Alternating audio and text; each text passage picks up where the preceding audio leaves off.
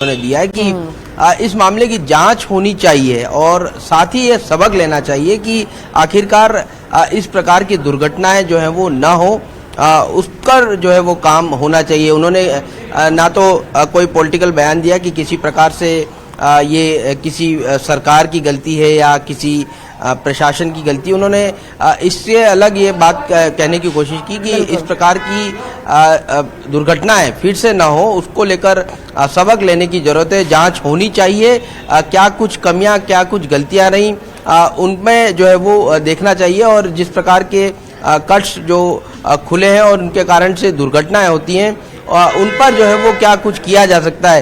एक पूरी जांच कराकर सिर्फ जांच ना हो और जांच के बाद उसको इम्प्लीमेंट भी जो है वो किया जाए कि इस प्रकार की कमियां जो है वो दूर हो पाए। लेकिन साथ ही अभी चूंकि एसएमएस अस्पताल में 24 मरीजों का लगातार इलाज जारी है और कई मरीजों की हालात जो है वो लगातार गंभीर बने हुए हैं। जी, सचिन पायलट ने कहा कि उनके डॉक्टर से बातचीत हुई थी और जैसे डॉक्टर्स कह रहे हैं कि ये कह पाना मुश्किल है कि कितने लोगों की सांसें बचाई जा सकती हैं। आपसे भी मेरी जब कल बात हुई थी, आपने कहा था बहुत सारे मरीज ऐसे हैं जो 50% से ज्यादा झुलस चुके हैं और यही समस्या डॉक्टर्स को आ रही है परेशानी में कि उनका इलाज करने में।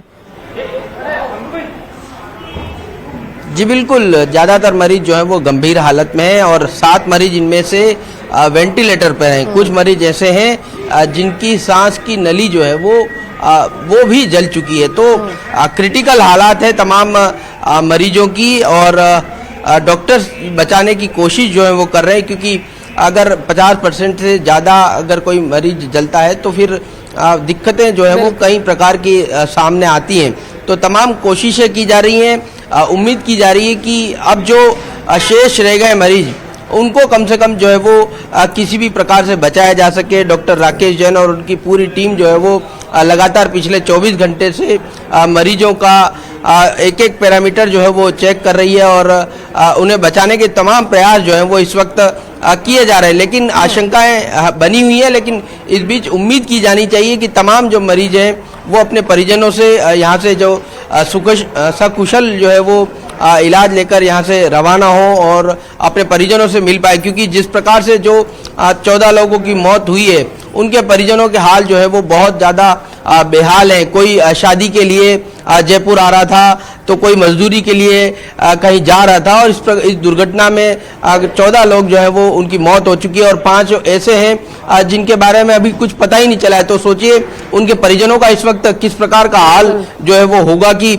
आखिरकार उन्हें ये भी नहीं पता है कि उनके जो व्यक्ति की मौत हुई है वो उनका है या फिर कोई और है। और उसके लिए अस्पताल प्रशासन जो है वो डीएनए टेस्ट जो है वो करा रहा है, लेकिन बहुत मुश्किल हालात हैं तमाम परिजनों के। जब हमने आज सुबह कई परिजनों से बात की तो वो एक तरह से बिलखते हुए जो है वो नजर आए कि सिर्फ एक शादी के लिए यहाँ पर पहुंचे थे। 20 साल का फैजान जो है वो अपनी बहन की शादी के लिए जयपुर आया था और अचानक इस प्रकार का हादसा जो है वो हो जाता है। तो तमाम परिजन जो है वो इस वक्त बहुत ज़्यादा सदमे में है और जो जिनका इलाज चल रहा है वो भी एक एक घड़ी जो है वो उनके लिए बहुत मुश्किलों भरी जो है वो इस वक्त गुजर रही है। कही उन्होंने कहा कि जिन मरीजों का इलाज चल रहा है या फिर जिनकी मृत्यु हुई है उनमें से कई लोग हैं जो कामगार हैं, जो काम की वजह से बाहर आ रहे थे या फिर किसी अन्य वजह से बाहर आ रहे थे। वो बहुत बड़े तबके से नहीं आते हैं, मिडिल क्लास फैमिली से भी नहीं आते, तो लोअर मिडिल क्लास फैमिली से आते हैं।